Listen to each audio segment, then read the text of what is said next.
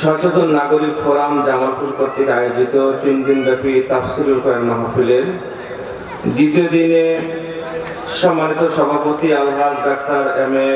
জলিল, উদ্বোধক প্রধান অতিথি, বিশেষ অতিথি, জাতির শ্রেষ্ঠ সন্তান দিগার ওলামায়ে কেরাম, আমার সামনে উপবিষ্ট পবিত্র কোরআন এবং হাদিস থেকে একটি কথা শোনার জন্য চাতক পাখি নেই তাকিয়ে থাকা ধর্মপ্রাণ মুসলমান ভাই ও বন্ধুগণ, পর্দার আড়ালে মা ও বোনেরা, সকলকে আমি আমার অন্তরের অন্তঃস্থল থেকে আন্তরিক মোবারকবাদ জানাই এবং সে মহান মনিবের দরবারে শুকরিয়া জ্ঞাপন করি যে মনিব আপনাকে আমাকে দুনিয়ার হাজারো গুনার পরিবেশ থেকে বিরত রেখে এটি কোরআনের মজলিসে এসে বসার জন্য তৌফিক দান করেছেন।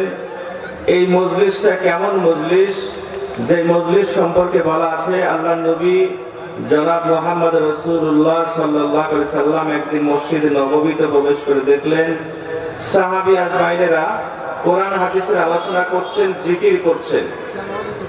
নবীজি সাহাবীদের মাঝখানে বসে বললেন যে মজলিসে কোরআন হাদিসের আলোচনা হয়, আল্লাহর জিকির হয়, আল্লাহর বরত্বের আলোচনা করা হয়, এইরকম মজলিসে আমি নবী আমাকে বসার জন্য আল্লাহ তাআলার পক্ষ থেকে নির্দেশ দেওয়া হয়েছে। সুবহানাল্লাহ। যে মজলিসে স্বয়ং নবীকে বসা নির্দেশ দেওয়া হয়েছিল সেই মজলিসে আমরা বসতে পেরেছি, সেই মহান মনিবের দরবারে অন্তঃস্থল থেকে শুকরিয়া তান সকলে একবার বলি আলহামদুলিল্লাহ। সম্মানিত উপস্থিতি, আজকের তাফসীরুল কোরআন মাহফিলে এখানে আজেবাজে কোনো আলোচনা করার সুযোগ নাই। মাহফিল কর্তৃপক্ষ আলহামদুলিল্লাহ পবিত্র কোরআন এবং হাদিসের আলোকেই আলোচনা করতে অনুরোধ করেছেন এবং বিষয় নির্ধারণও করে দিয়েছেন। আমার যে বিষয় সেটা হলো সন্তানের প্রতি পিতামাতার দায়িত্ব। আমি একজন বাবা হিসেবে, আপনি একজন বাবা হিসেবে সন্তানের প্রতি আপনার কি দায়িত্ব? অসংখ্য দায়িত্ব রয়েছে। অসংখ্য দায়িত্বের মধ্যে থেকে দুই একটি দায়িত্বের কথা কোরআনের আলোকে আলোচনা করার জন্য চেষ্টা করব। ওমা তাওফিক ইল্লা বিল্লাহ। আল্লাহ তাআলা যেন আমাদের প্রত্যেককে এই কথার উপর আলোচনা করার তৌফিক দান করে, জোরে বলেন আমিন। সম্মানিত উপস্থিতি, অনেক সময় অনেক ব্যক্তিরা আমাদের কাছে এসে বলে, হুজুর আমার একটা ছেলেকে আলেম বানানোর জন্য খুব চেষ্টা করলাম, হেফজখানা মাদ্রাসা দিলাম, কওমি মাদ্রাসায় দিলাম, ভালো মাদ্রাসায় দিলাম, ভালো ভালো খাবার ব্যবস্থা, ভালো থাকার ব্যবস্থা, এত চেষ্টা করলাম, সকালে ঘুম থেকে উঠে খাবার দিয়ে আসি, আবার রেখে আসি, ইত্যাদি ইত্যাদি। সে বাবা হিসেবে সন্তানের পিছনে যত মেহনত করে সমস্ত মেহনতের কথা সে বলে, কিন্তু শুধু মেহনত করলেই যে হয় না। জমিতে আপনি ফসল ফলাবেন, ফসল ফলানোর জন্য সেখানে ভালো চাষাবাদ করতে হবে, ভালো সার বীজ দিতে হবে, ভালো বীজ দিতে হবে, পানি দিতে হবে, আগাছা আদর করতে হবে, অনেক কিছুই করতে হবে। কিন্তু এর ভিতর থেকে এমনও কিছু আছে যেটা বাদ পড়ে গেলে সেখানে পরিচর্যা করেও কোনো লাভ হবে না। সেটা হলো আপনি যদি বেলে মাটিতে, যেটাকে বালু মাটি আমরা বলে থাকি, বালু মাটিতে যদি আপনি ইরি ধান আবাদ করার চেষ্টা করেন, আপনি যতই পরিচর্যা করেন না কেন এই বালু মাটিতে কখনো ইরি ধানের আবাদ হবে? আবার যেই জমিতে ইরি ধানের আবাদ হয় সেখানে যদি আপনি বাদাম আবাদ করার চেষ্টা করেন, যতই পরিশ্রম করেন না কেন সেই পরিশ্রম বৃথা যাবে, কাঙ্ক্ষিত পরিমাণ ফসল কিন্তু ঘরে আনতে পারবেন না। এই জন্য সন্তানকে মানুষের মতো মানুষ বানাতে হলেও আপনাকে উপযুক্ত পরিমাণের জমি নির্ধারণ করতে হবে। এই বিষয়ে আমি কোরআনের আলোকে আপনাদের সামনে কিছু আলোচনা করার চেষ্টা করব ইনশাআল্লাহ। রব্বুল আলামিন পবিত্র কোরআনের মধ্যে ঘোষণা দিয়ে বলতেছেন, রব্বুল আলামিন দুনিয়ার যত বাবা আছে সমস্ত বাবাদেরকে আমার আল্লাহ তাআলা জানিয়ে দেন, ও দুনিয়ার মানুষেরা রে, সন্তানদেরকে উপদেশ দিবা, সন্তানদের প্রতি দায়িত্ব পালন করবা। কেমন করে দায়িত্ব পালন করবা?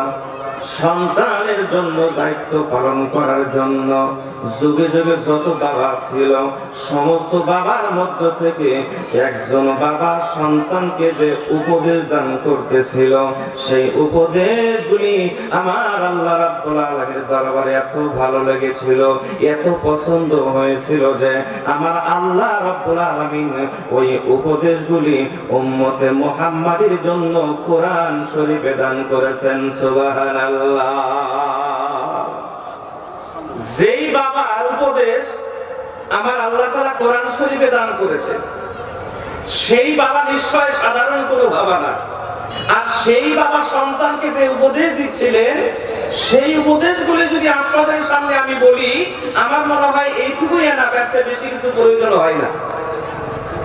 যেই বাবা সন্তানকে উপদেশ দিয়েছিল, যেই বাবার উপদেশগুলি আল্লাহ তাআলার দরবারে বড় পছন্দ হয়েছিল, সেই বাবা এমন বাবা ছিলেন, সেই বাবার নাম হলো হযরত লুকমান আলাইহিস সালাতু ওয়াস সালাম। সুবহানাল্লাহ। শুধু তাই না, সেই বাবার কথাগুলি আল্লাহ তাআলা কোরআনে এত বেশি পরিমাণে বর্ণনা করেছেন যে ওই বাবার নামে কোরআনের ভিতরে লোকমান নামক একটা সূরা আল্লাহ তাআলা দান করেছেন। সুবহানাল্লাহ। তাহলে যেই বাবার নির্দেশ, যেই বাবার উপদেশ আমার আল্লাহ তাআলা কোরআনে দিয়েছেন, সেই বাবার উপদেশগুলি যদি আপনাদের সামনে আলোচনা করি এবং সেই বাবার উপদেশ অনুসারে যদি আমি একজন বাবা হিসেবে, আপনি একজন বাবা হিসেবে সন্তানকে যদি উপদেশ দিতে পারি, আমার মনে হয় সন্তানের প্রতি দায়িত্ব এবং কর্তব্য 100% পুরা না হলেও অনেকটাই পুরা হওয়া সম্ভব। সুবহানাল্লাহ বলেন। এক নম্বর দায়িত্ব নম্বর 1, আমার আল্লাহ রাব্বুল আলামিন বলতেছেন, ইল ক্বালা লুকমান আলাইহিস সালাতু ওয়াস সালাম তার সন্তানকে বলতেছেন, কি বলতেছেন? লিবনিহি, তার সন্তানকে বলতেছেন, ওয়া হুয়া ইয়াইযুহু, ওয়াজ করতে যায়। আমরা তো ওয়াজ যত আছে, ইমাম সাহেবেরা মসজিদে ওয়াজ করি, শিক্ষকেরা ক্লাসের ভিতরে ছাত্রদের উপদেশ দেই, আরো যারা শিক্ষক না, ইমাম সাহেব না, আমরা তো শ্বাস করে বসে বসে বড় বড় গল্প করি, অমুকের ছেলে এমন, তমুকের ছেলে এমন, অমুক এটা করে, তমুক এটা করে, কিন্তু আমার নিজের পরিবারের খবর কিন্তু আমাদের অনেকেরই নাই। কথা বলেন ঠিক কিনা?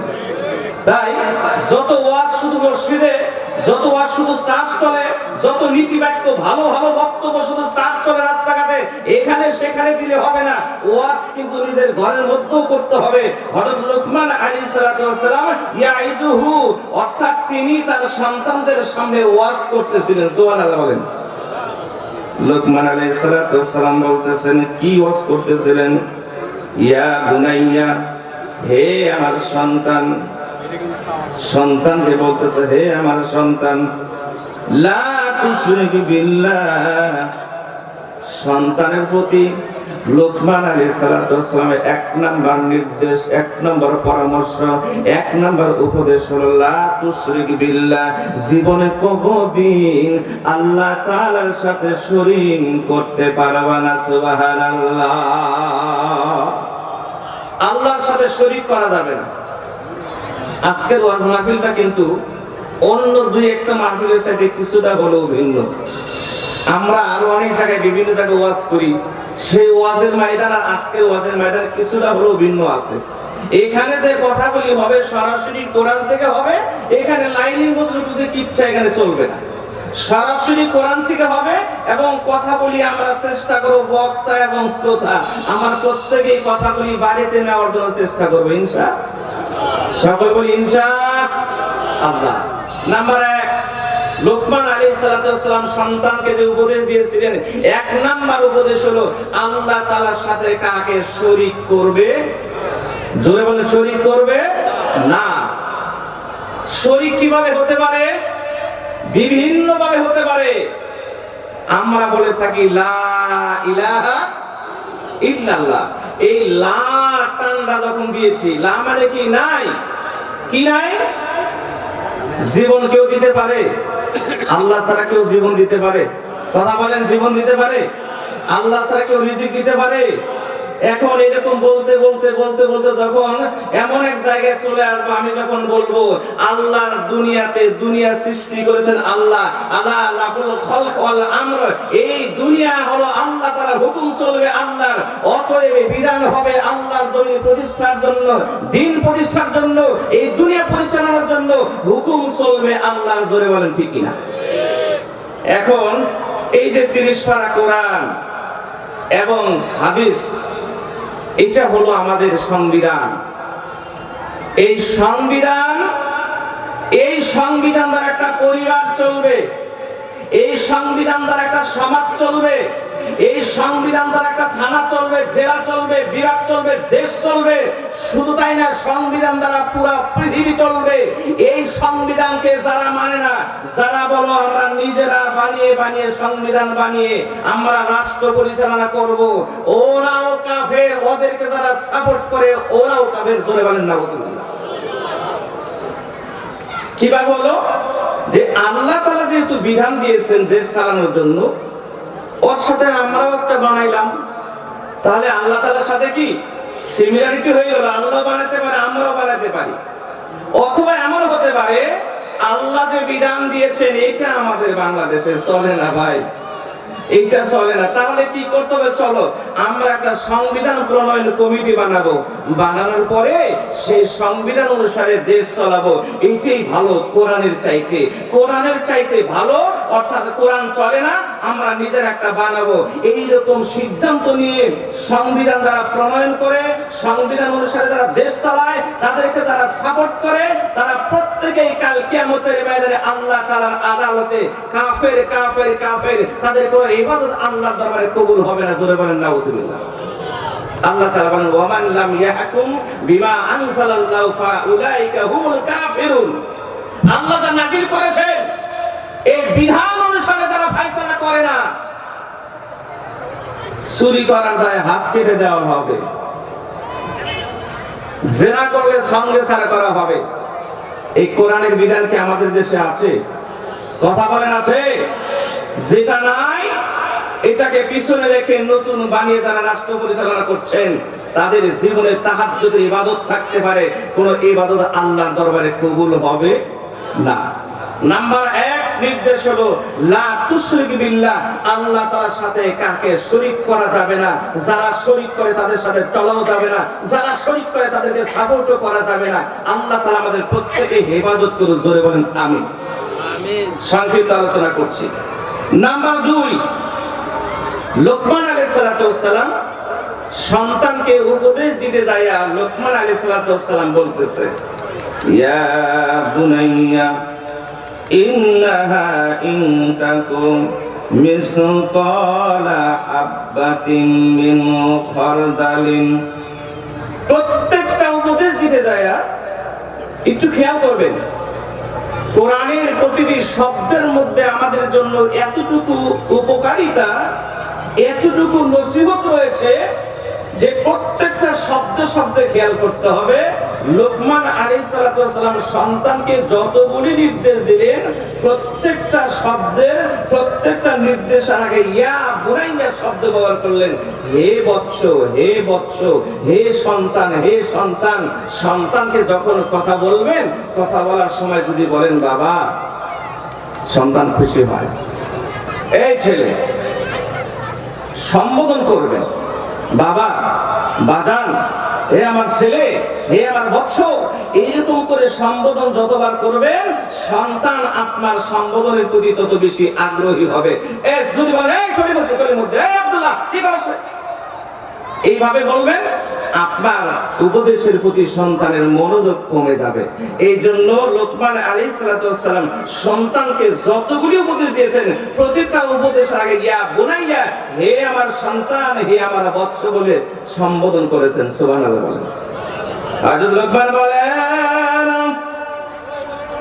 ইয়া বুনাইয়া ইন্নাহা ইন তাকু মিসকালা হাববাতিন মিন খারদালিন। ইয়া বুনাইয়া, হে আমার সন্তান, হে আমার বৎস, ইন্নাহা ইন তাকু, কোন জিনিস যদি হয় কেমন হয়, মিসকালা হাব্বাতিন মিন খারদালিন, একটা জিনিস যদি সরিষার দানা পরিমাণ হয়, সেই জিনিসটা যদি কই থাকে, ফাতাকুন ফি সাফরাতিন আও ফিস সামাওয়াতি আও ফিল আরদে, সেই জিনিসটা যদি শিলা গর্ভে